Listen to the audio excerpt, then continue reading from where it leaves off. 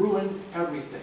It destroyed nations, it put up barriers, it ruined empires, it effectively ended the gold standard which the Brits went to in 1821, and the era of free trade which the British started in 1846 with the repeal of the Corn Laws. It began to chip away in the 1870s when Bismarck introduced the Iron and Rye Laws, and nations started bickering at the turn of the century, and secret alliances were established to set up the First World War, because the Europeans, all they did forever was what? Fight. Every 20 years, well, the son's got to go join the regiment, because we're going to go after the French again. That's what they did. The Europeans warred. After the armistice, and it was only an armistice, Ferdinand Foch said that the Treaty of Versailles was not peace. It was only an armistice for 20 years. He was off by a year. The Brits, and this is Winston Churchill, the Secretary of the Treasury in Britain is called the Chancellor of the Exchequer. And Churchill, remember the story about British brigadiers? Churchill was rather arrogant. He said, well, we'll just reinstate the gold standard at the pre-war peg. Well, guys, you printed up, several $100 billion of pounds to finance the war, and what happened? Supply and demand. They set the peg much too high. So they had trouble holding the peg. Well, in comes this new entity of the United States called the Federal Reserve, 1913, and said, well, we'll help you. We'll print like crazy. And you can look at outside sources to verify the speech. Look at the money supply data in the 1920s from Milton Friedman's work, Monetary History of the United States. It's all in there. So they went to the printing press. They tried to weaken the currency in order to support the pound. Well, 1924 and 1928 were election years, right? Why did George Bush, 41, really not like Alan Greenspan? Because they didn't turn on the printing press so he could beat Bill Clinton faster. The Fed is no more independent from the government than paint is from the wood it cuts. They're going to help the Treasury issue debt more than every other business day this year. Don't tell me that that is an independent body. It is not. Buying on margin. I looked at 3 different sources of this in preparation for the manuscript, and it varies. Some people say in the 1920s you could buy stocks on margin for 50%. Others say 75%. Others say 95%. In some cases, brokers were allowed to use their own discretion. Margin works great. Just like the example given by Professor Muter on housing. Hey, when things are going up, you're in great shape. But what happens when things go back down? You get what's known as a margin call. Hey, we need your money. When? Yesterday. Here's the key, folks, that nobody gets. And even if they do, they discount it. Herbert Hoover ran on a protectionist strategy. They wanted to protect the American farmers from cheap foreign imports because they believed that the balance of trade was not balanced. Well, the balance of trade of international payments is on a balance sheet, not an income statement. It's a series of debits and credits. The balance sheet argument is not understood by most economists or most government officials because they've never had accounting. Double entry bookkeeping goes back to the 15th century. Christopher Columbus actually was given an accountant to go with him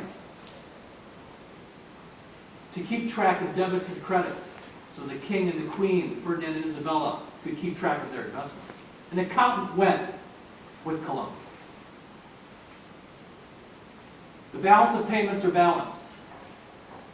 This ruse of economics that have been perpetuated by ignorance marks along what deserves to go on the ash heap of history with the Phillips curve and the paradox of thrift.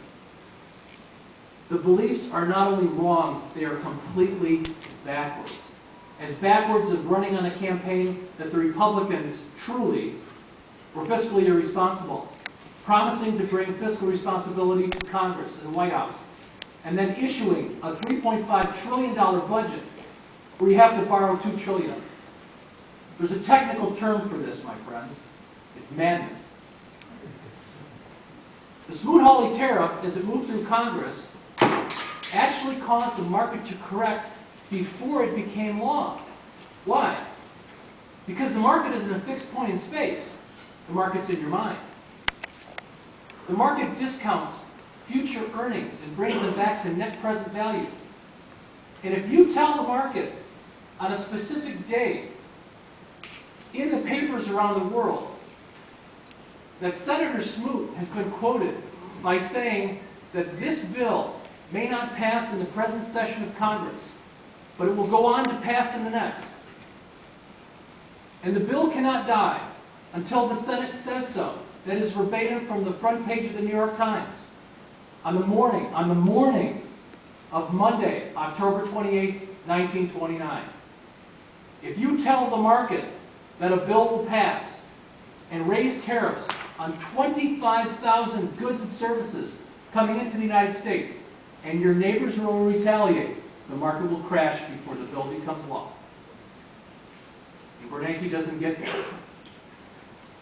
And neither does anyone else. Next slide.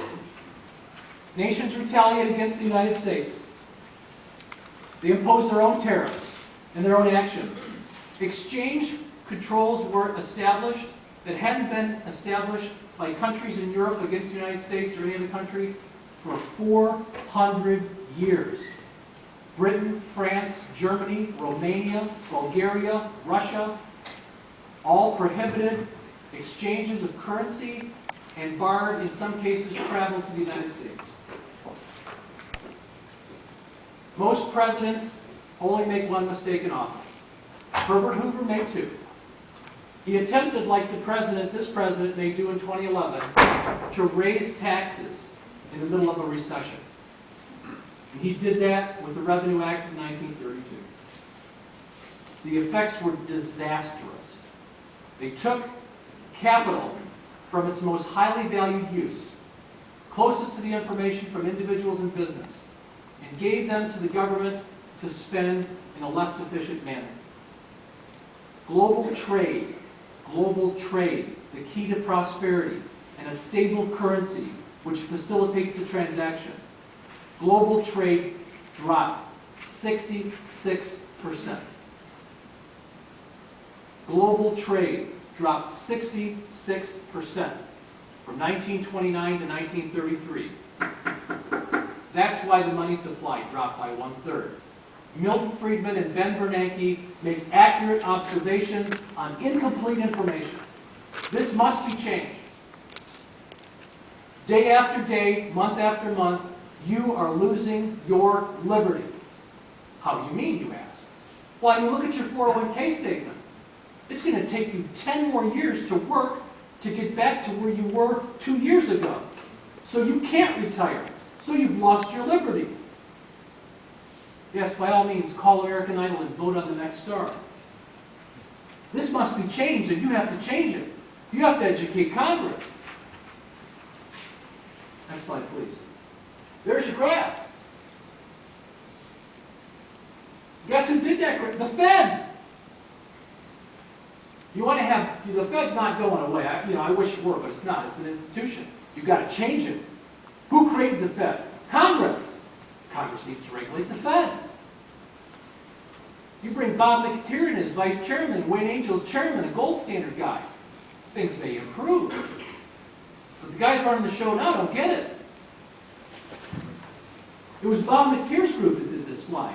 The president of Dallas Fed, called Fruits of Free Trade, the URL. Just Google Fruits of Free Trade. And you'll find verbatim what happened on the morning of October 29, 1929. Also, Jude Winston, The Way the World Works, Chapter 7. The stock market and the wedge. Winston traces it day by day, year by year. He parallels the market's behavior with reporting in the New York Times. And it traces the movement of the SmootHawley Tariff through Congress every single day.